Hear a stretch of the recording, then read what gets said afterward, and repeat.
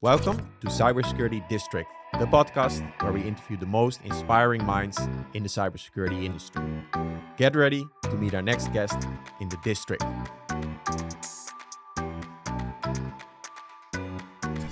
Today, I have the pleasure to interview Brenno de Winter.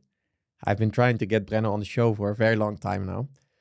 Brenno is busy, but a very, very cool guy, a great storyteller, a public speaker, and also an author. But most interesting for me personally is that he's usually the interviewer himself. So now I can interview him.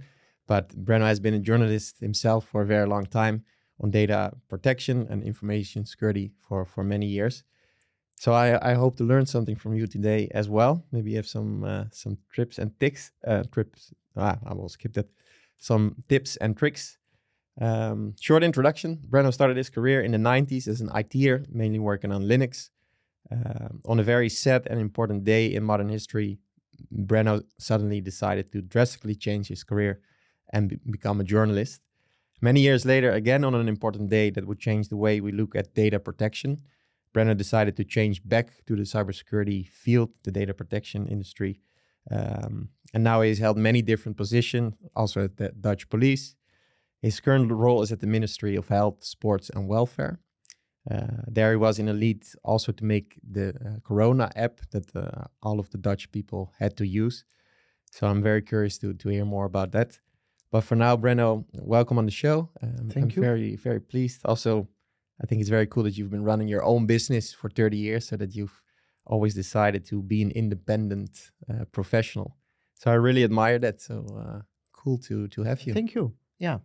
Nice to be here, Laurens. Yeah, nice. And maybe the first question, just to dive into that directly, why have you always been an independent freelance professional? That started years ago when they had a policy in the Netherlands at certain places that they would like to hire certain people over other people depending on race, etc. And the first time that I tried to get a job, I was actually very far, and then they said like, yeah, okay, but you're not the preferred type of person.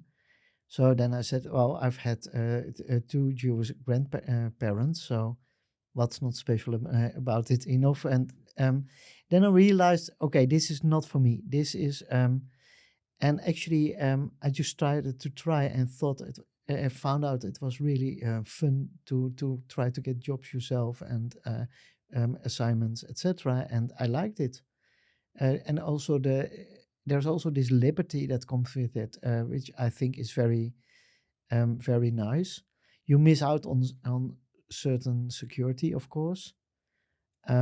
But yeah, it gives you the opportunity to change direction in your life over and over again if you want to. Yeah, you have a lot of freedom, of course. Yeah. Would you ever go back to being employed? Well, if the place or the thing you can do is good enough, then I think yes. I would be open for that. But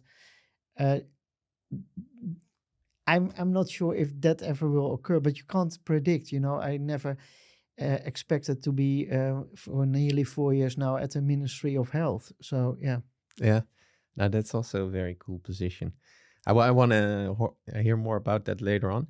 But you started your career as a more regular ITer. I think you were pretty damn good with Linux, and almost overnight you decided to change careers quite drastically. Can you elaborate? That's not quite how it went. I did a lot of programming. I did a lot of security related work. But you have to imagine in the 1990s, security was not the big topic yet. That was something that was of a small scene with very strong opinion. Those people were doing that, and you were an outlier, basically. Then indeed September 11th happened, and it was quite soon clear to me that the consequences of this would also be in the digital field as well. And ultimately I started to think, what do I want to do with with this. And at that time, I was at Philips and I was writing some articles already. I thought that that would typically be a position to start a general debate about these type of issues, more than, for instance, becoming a politician, because then you have to be generic about everything. And that's what I started to do, more and more and more and more. And I've done that investigative journalism for over 15 years, up to the point that at a certain point, Edward Snowden came. And the massive scale of exactly this, what I saw on in 2001 that would happen, even surprised me a lot.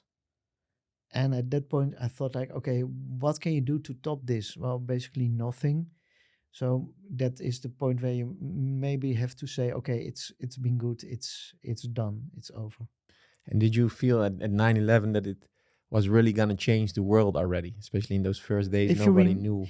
the first hours that you all of a sudden realized that everything that was certain was all of a sudden no longer certain, and this was big. Would you say that after 9/11, the world changed so much that there's so much distrust now? It was already ongoing before that. So I think, yeah, we've moved away from a society where we tend to trust each other into a society where everything has to be checked, every risk has to be managed by the government, and I'm not a big fan of that. You know, life has risks. Life is sometimes really unpleasant, and not everything is the government's fault or the government's work to fix that. And also this enormous drive into being in control over everything doesn't really help. You know, we spend a lot of money on it and then turn to, for instance, cybersecurity, and you still see that we have to force people to do at least the bare minimum. You know, every time in the news you see evidence that a lot of companies are not taking cybersecurity as seriously as they should take it. Yeah. And I want to go back a bit to the story of your career. How does one become a successful journalist? Like you didn't study for this and all of a sudden you make the decision? By making mistakes, you ultimately learn what does work. So you shouldn't be afraid to make mistakes. You learn the most from your failings. If you never Yeah. fail, you're not trying, you're not taking enough risks. Looking at failure and trying to prevent that is really something that helps. So you're in favor of using the word Failure, failure yeah. instead of risk. Yeah. Risk management will become failure management. Well, risk management also ultimately talks about failures. Yeah. So Yeah. why not go down to that word directly? Yeah, potential failure. Yeah. And what are some of the coolest memories you cherish from the time you've been a journalist? Were there some nice interactions, some interesting people you've met, some real challenging investigations?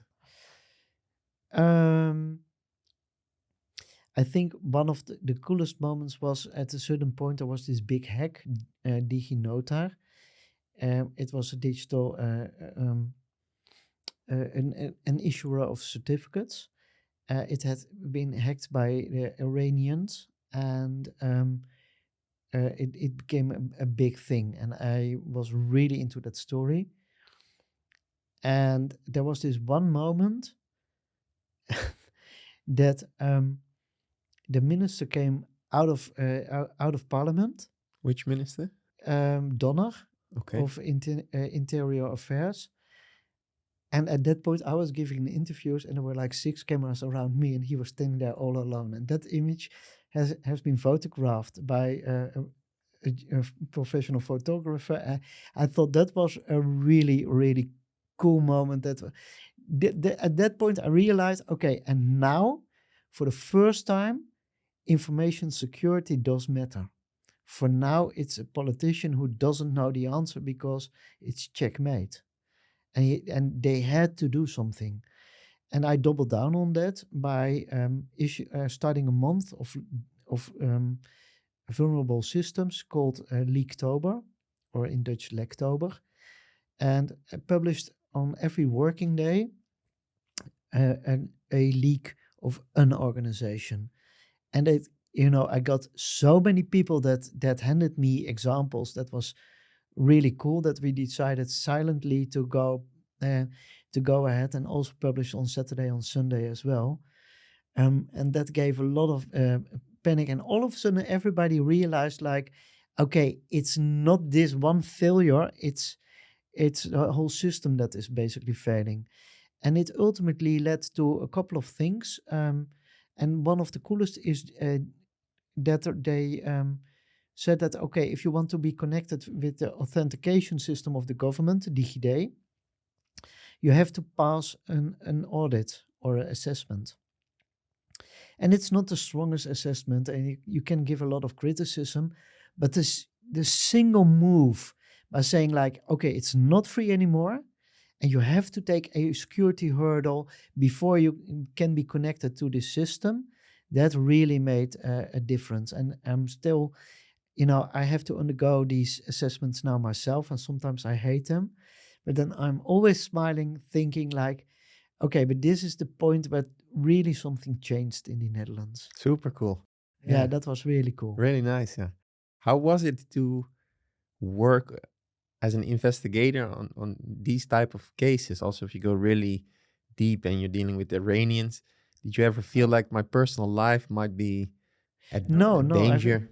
I've never felt threatened in that sense. I have been threatened, by the way, sometimes seriously been threatened. No, but I didn't have to deal with the Iranians because my investigation there was what the actual bleep just happened. What's going on here, and trying to get that story straight. And that was for me the big thing. And actually, that the Iranians were the perpetrators was for me interesting, and the effects was interesting, but it was not the biggest story. The biggest story is a provider of certificates has been hacked, had been ongoing, denying the hack, and play like nothing went wrong. And in the meantime, a party is intercepting traffic and can decrypt traffic towards and from Google.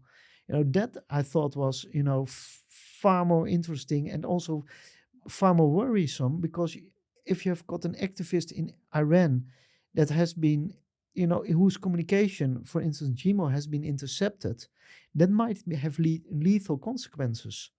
So the human side, I thought, was far more important than the whole, it's the Iranians. Any government that has, not so much respect for civil liberties, if they can pull such a trick, that's a big deal. And listening to all the communications, and that's scary. So that was my main focus, really.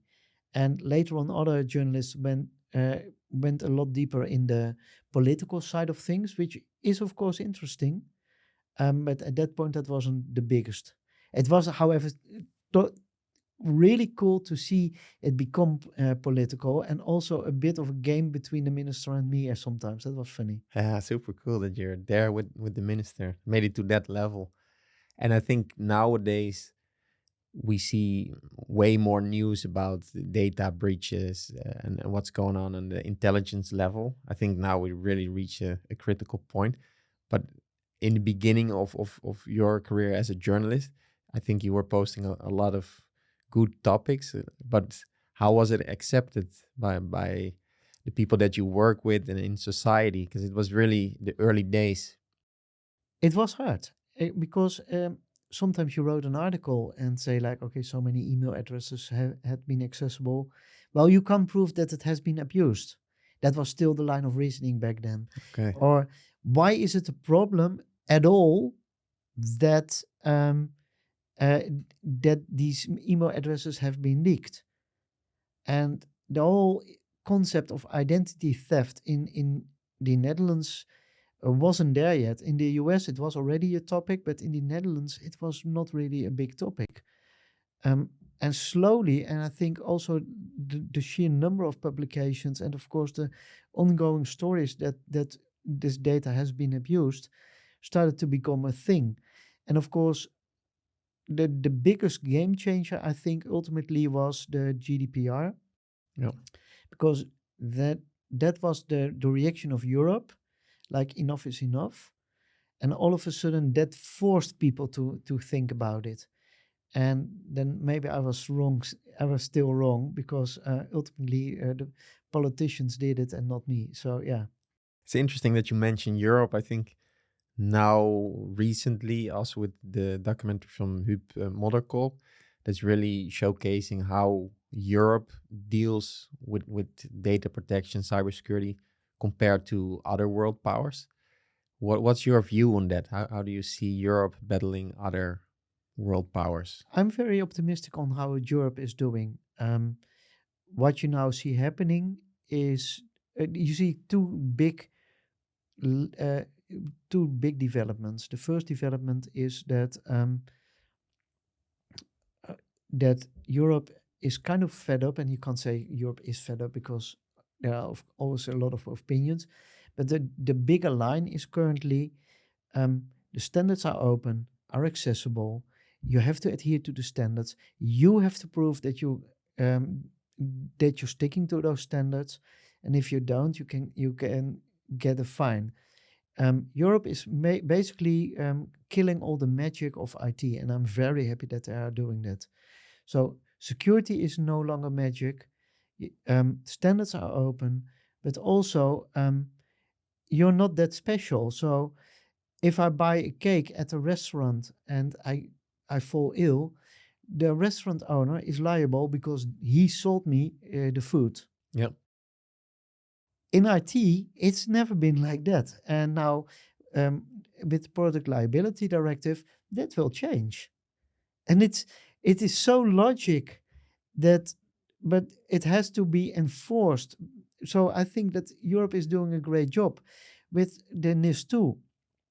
You also see, okay, stick to the ISO standards that if you look at the whole structure, it's coming from the ISO standards. Stick to this, do it, and you have to prove it. And if you can't prove it, you are at fault. So that whole line is very nice. Also, the European approach of saying, okay, it's not a tick box and then you're done. Hmm. No, we're saying what you generally have to do. You have to make your own risk assessments in a serious way. And if you've done that, then you've done enough. But we're not going to tell you exactly what is enough because, security is a moving target. It's a fast moving target. So if law has to keep up, you can't. So this is why you have to stick to other controls. And this is very Rhineland, I'd say, in approach, which is of course totally different from the Anglo-Saxon countries, where the whole thing is indeed, okay, tell me what to do and I'll tick all the boxes. Well, you can't with security tell what you exactly have to do because there is always an environment around it. There's context, and within a context, you have to take measures. So yeah. Yeah, it's very interesting with the NIS too. I think that's a great development from Europe's perspective. I know a lot of companies that hate on it already. Yeah, and I understand that because, for 50 years or 60 years, we haven't done that much on security. We're now picking up the pace. Um, but what you also have to realize is that security helps you also drive your business better.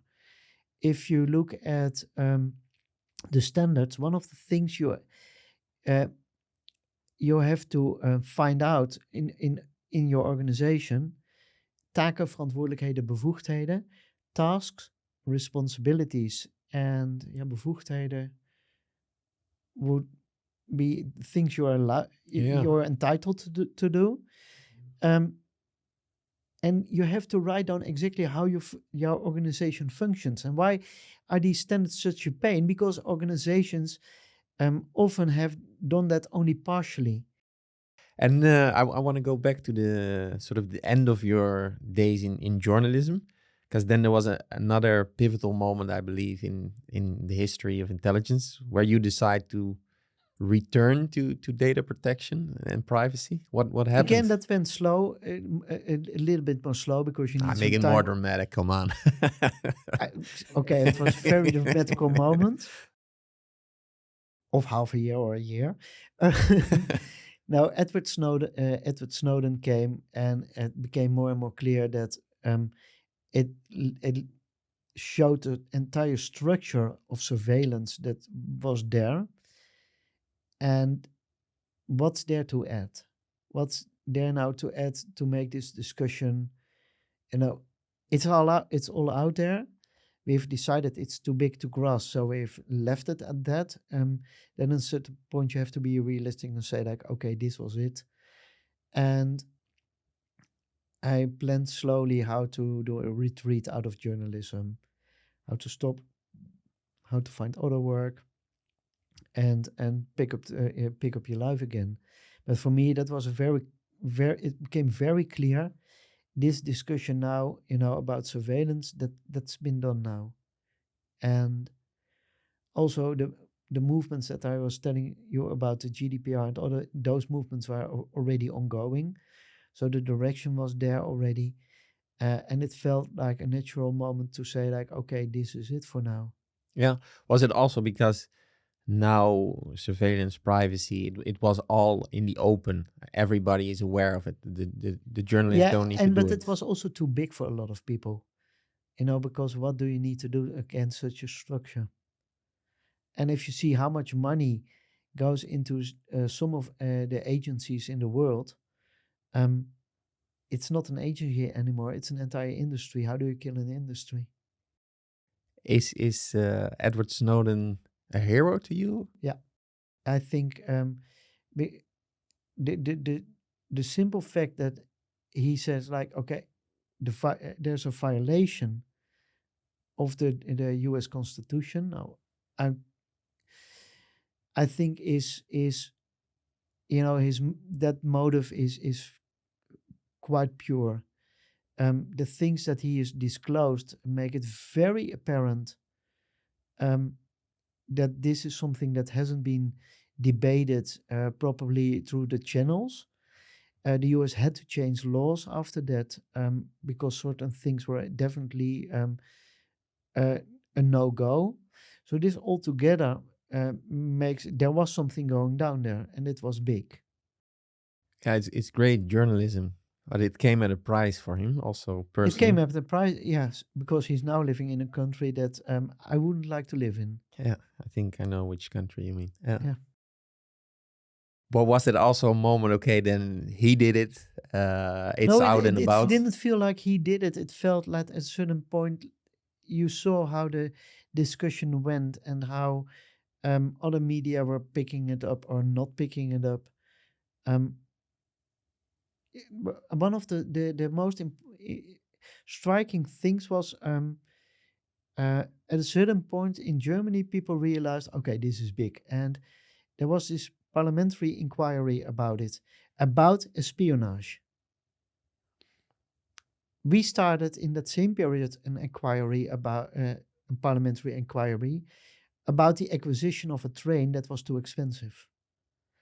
And if you realize, okay, this is so different, on what the German discussion is so much about the core of the constitution, and here there was very little word about it. There was the Council of Europe, Raad van Europa. Hmm. This, Yeah, this is to be European cut. Commission. Yeah. The Council of Europe did an investigation into Snowden. It was chaired by Mr. Peter Omtzigt.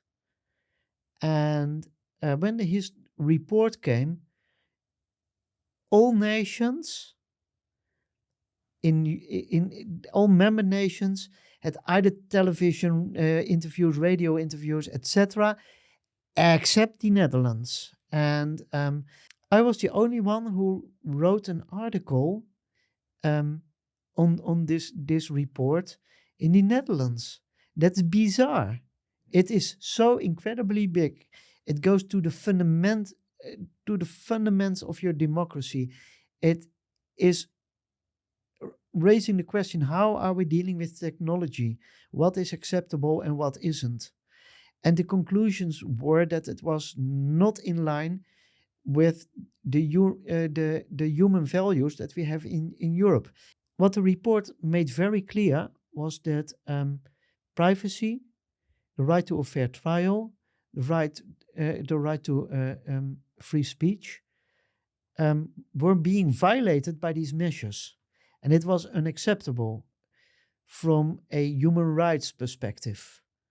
And currently, you're at the Ministry of Health. Yeah.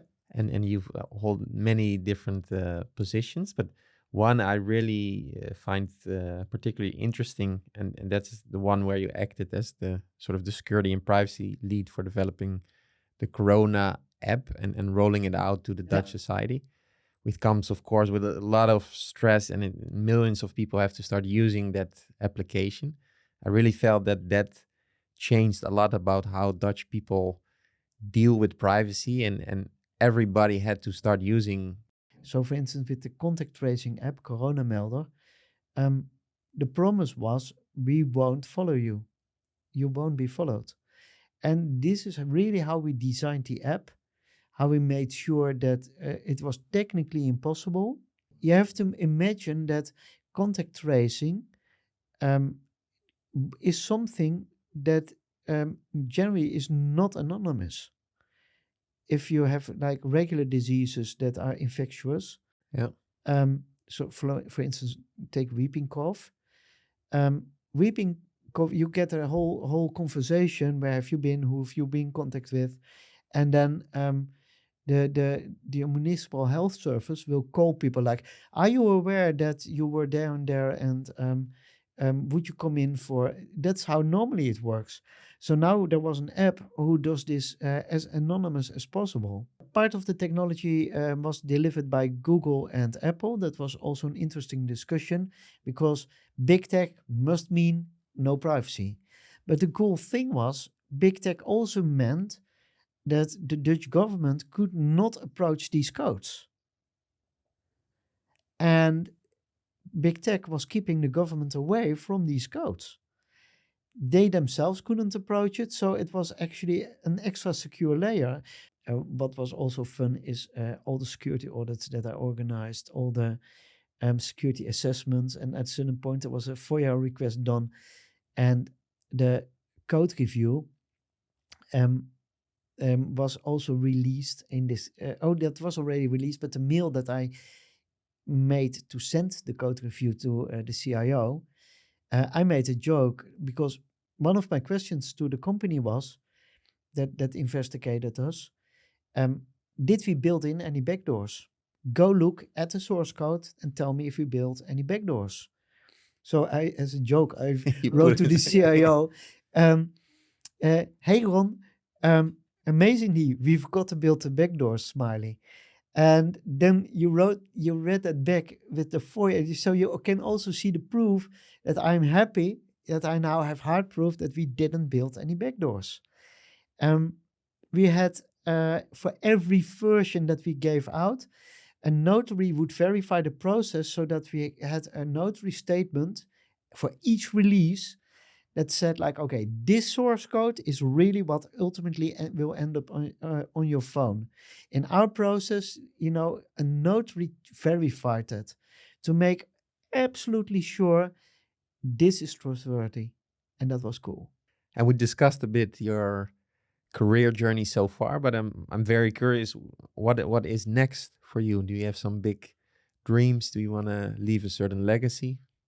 Well, one of the things we did under the high stress was realizing that in security, a lot of tools leave a lot of room for improvement. Let's put it nicely, and really are not investigative. And what I started with a colleague is the OpenKAT project, like cat, like the animal.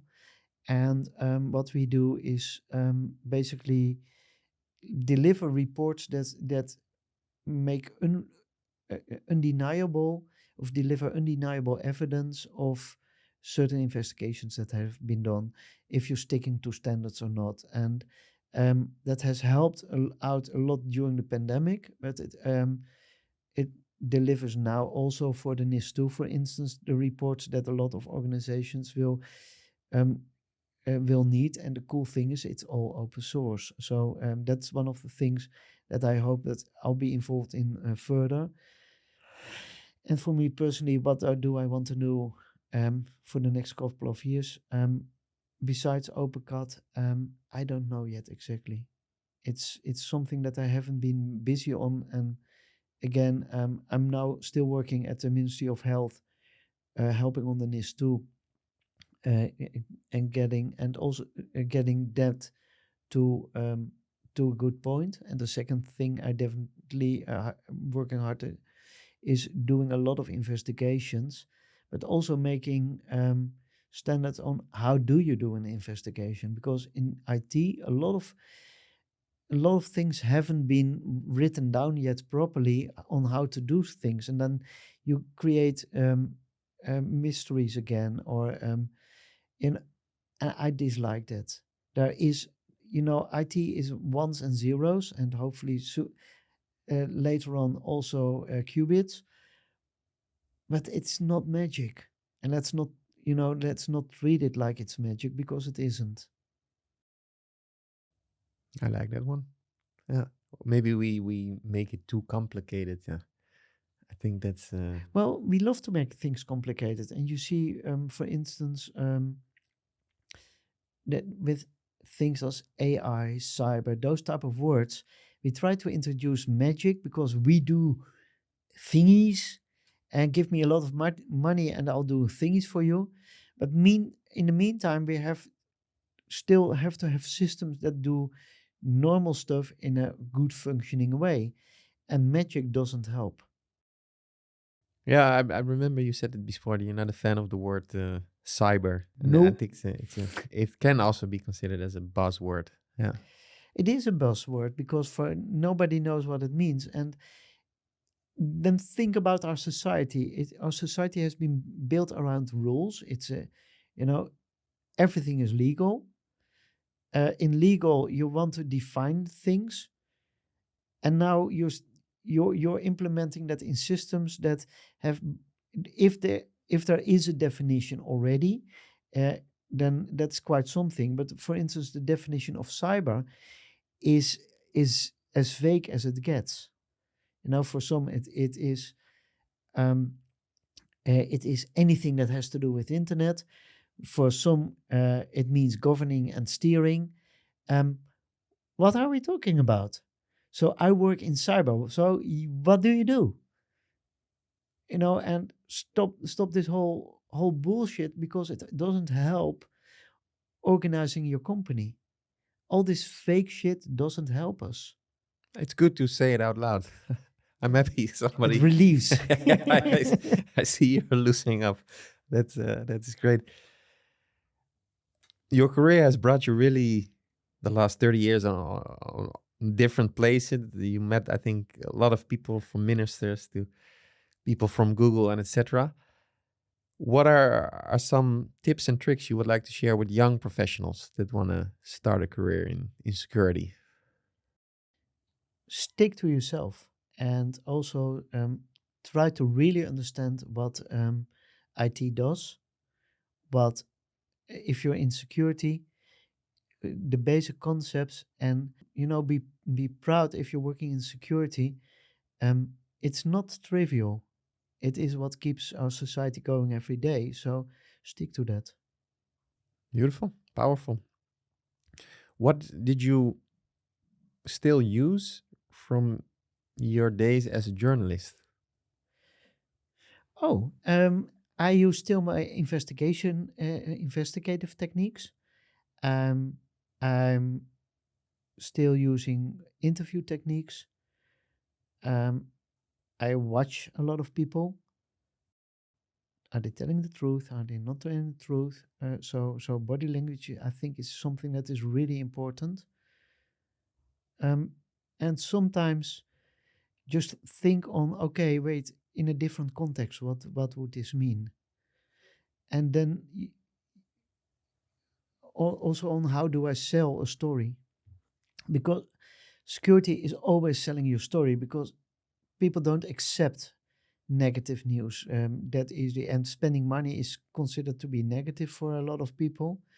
So you have to really try hard and explain it properly, and that's hard.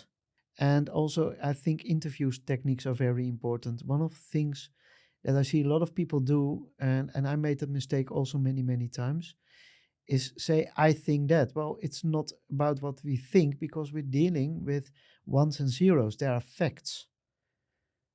So, for instance, if you do a pen test and you find a hole in something, there is a methodology to give this hole a number, a rating from 0 to 10. It's called the Common Vulnerability Scoring System.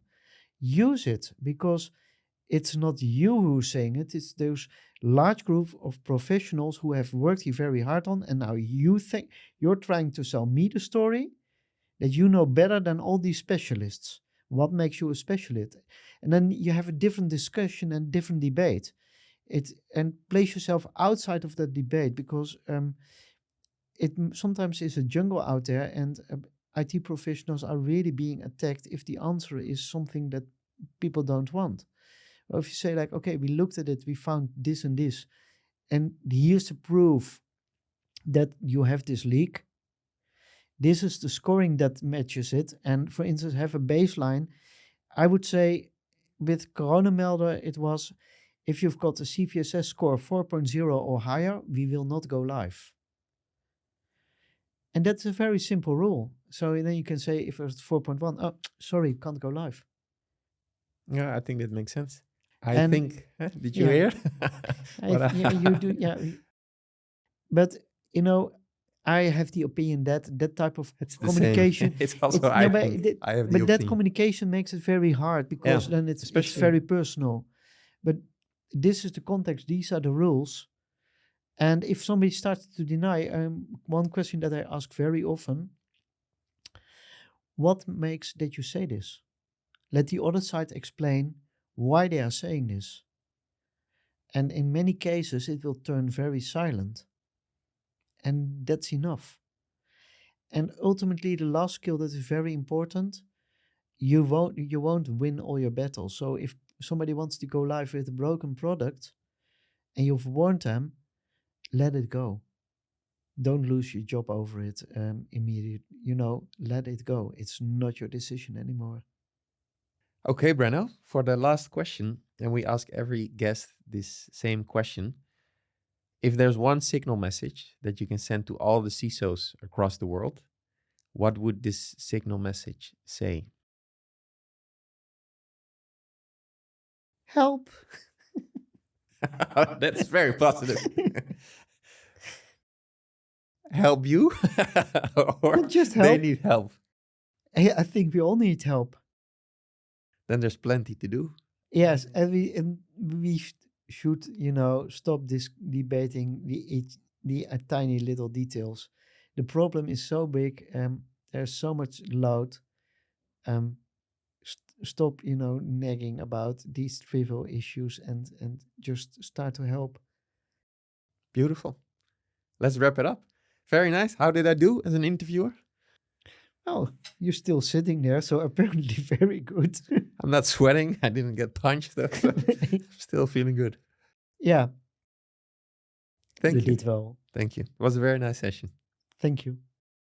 Thanks for listening to this episode. Don't forget to like, subscribe, and share. Stay safe, stay curious, and until next time in the district.